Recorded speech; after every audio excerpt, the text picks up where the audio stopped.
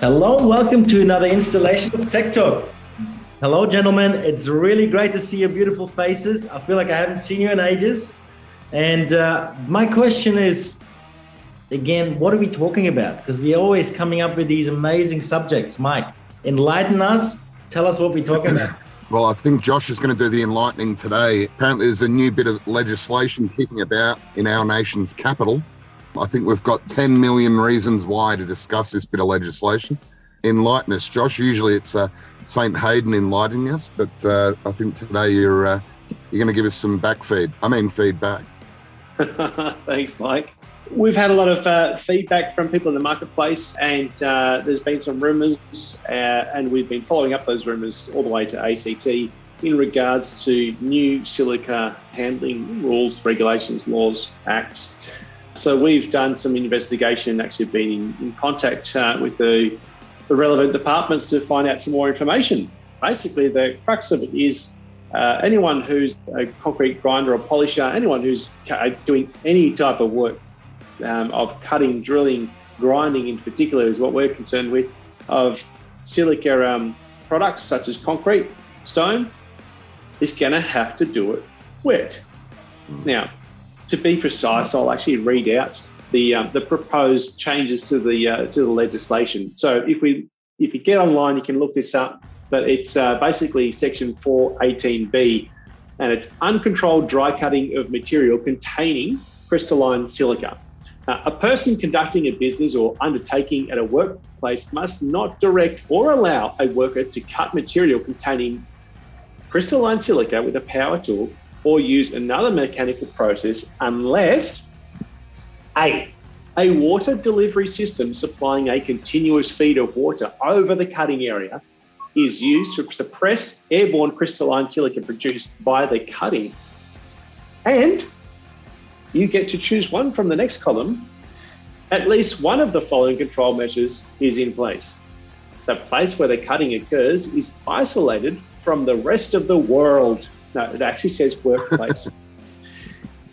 Or you could select number 2.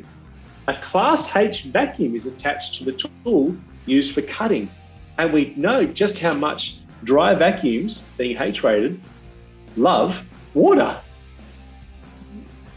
Or number 3, for material containing less than 25% crystalline silica, a Class M vacuum is attached to the tool used for cutting. So don't forget your test kit to determine if you're cutting something with more or less than 25%. Finally, number 4 is a local exhaust ventilation system is used. There's absolutely no measurables as to what type of capacity it has to be. There's nothing, like all of the other answers in there, all the other choices rather. What do you mean Canberra's being vague? That's not like that. And I did mention 10 million reasons, Josh. 10 million reasons. Well, I mean, we could look at this as being, as operators, we could see this as being an issue already, unless you are already grinding and polishing concrete with slurry, with water. You would look at this as a dry operator and go, this poses some issues to me based on the type of equipment that I'm running, the material handling processes that we already use. But the longer or the broader reaching impact here is probably the waste handling. Now, just to give you a bit of an idea, there's already, and we've calculated all of this out, and there's already around about 10 million tonnes of concrete dust that goes into disposal from our industry alone every year. Yes, 10 million tonnes. That is a lot. And if you ever want to have a chat about that one day and want us to try and verify those numbers, we pretty much can. So 10 million tonnes of dust is already being disposed of in bags safely. We've got work to do as an industry on that. However, now 10 million tonnes now add some water to that. 1-to-1 ratio for dust versus and water is generally just a little bit too much of a dry mix. So let's say that we're only talking about now a 2-to-1, 2 parts water to 1 part dust. Now we've got a 30 million tonne of not dust, but unstable slurry to dispose of. I can see some really, really big problems that reach much broader than our own industry here. And that's probably the biggest concern for us at this point in time. So there you go. I've given you the legislation. I've given you my problems. Now, who's got the solutions? Well, you did say one thing at the very start, and I'd like to clarify if you can, but you did say this is proposed. When you say currently, it's proposed, when's it kicking in? Oh, they want to kick this in pretty soon. So it was tabled about 3 months ago, which is when we started chasing people up and really got nowhere at Parliament House. And finally, we've been able to get some responses, and they're talking about a very, very short time frame, possibly a week, before they want to put this into get the rubber stamp on it. Into effect. Well, I see this a process, even if the wet cutting is introduced, it's a bit of a safety concern, because I don't know about you guys, but if you're pushing a machine behind a slurry, it gets really, really slippery.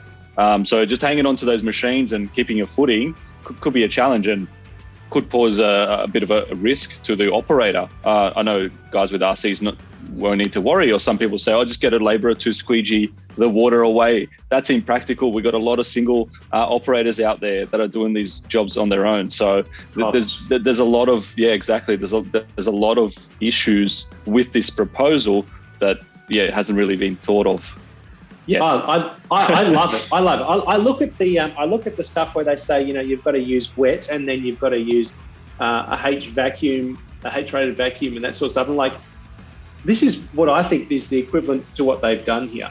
They've gone, look, boats don't have safety belts in them. Cars, however, do have safety belts in them. And they've got airbags and lots, they've got ABS and all that sort of stuff. They're the safest way of getting around on land. And from now on, until we find a better solution, you are no longer allowed to use a boat to cross the English Channel. But we are advocating that you can cross the English Channel in your car because it's safer. Yeah, that's a good point. I see and I agree with everything you're saying, but I look at it from a completely different angle, because I see a lot of livelihoods. I see a lot of guys that's been their bread and butter feeding families, and we all know the kind of work that we do as concrete polishers or as an industry, we can't do it to get the results that we're looking for. So what does that look like as an industry? Where is the industry heading then? Because we know that we won't be able to achieve the same type of results in a wet process. So I can see much larger issue, and I see a lot of issues, and I feel something happening there, that we as an industry need to maybe start voicing that to the people involved in that. Yeah, it seems in the early conversations that we've had with them that they haven't had a lot of industry feedback. It doesn't sound like there's been enough consultation to the industry, and that's why we're actually going to be encouraging you guys to get in contact and make your thoughts on this known, because as Daniel said, this is all about livelihoods. As Milan said, it's also about safety.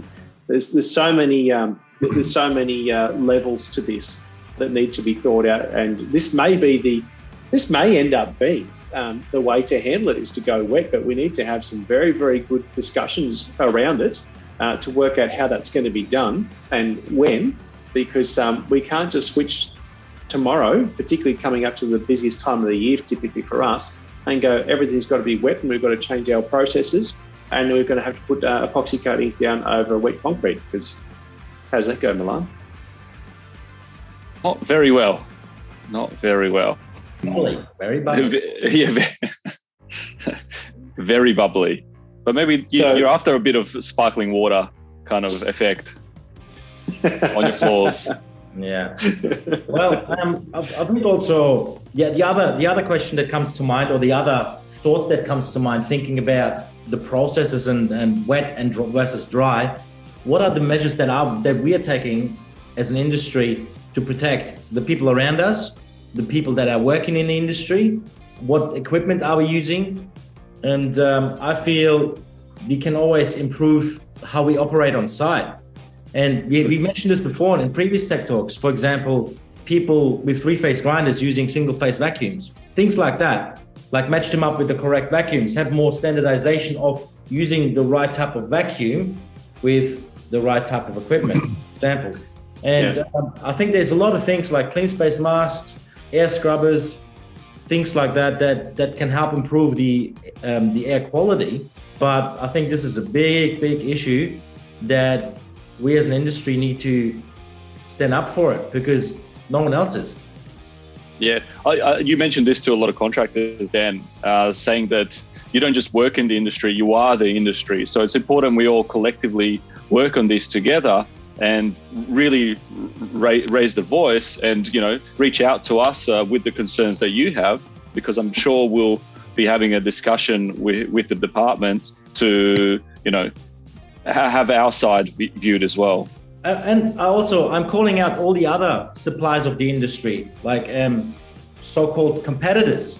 Like, I don't feel we are competitors. We are all servicing the industry. You need to stand up and help educating these people that what we're actually doing as an industry is, we're trying to build a good product that can only be done right. And I'm talking now at the moment for concrete polishing, and we just have to have the right measures in place that are proven to work as well.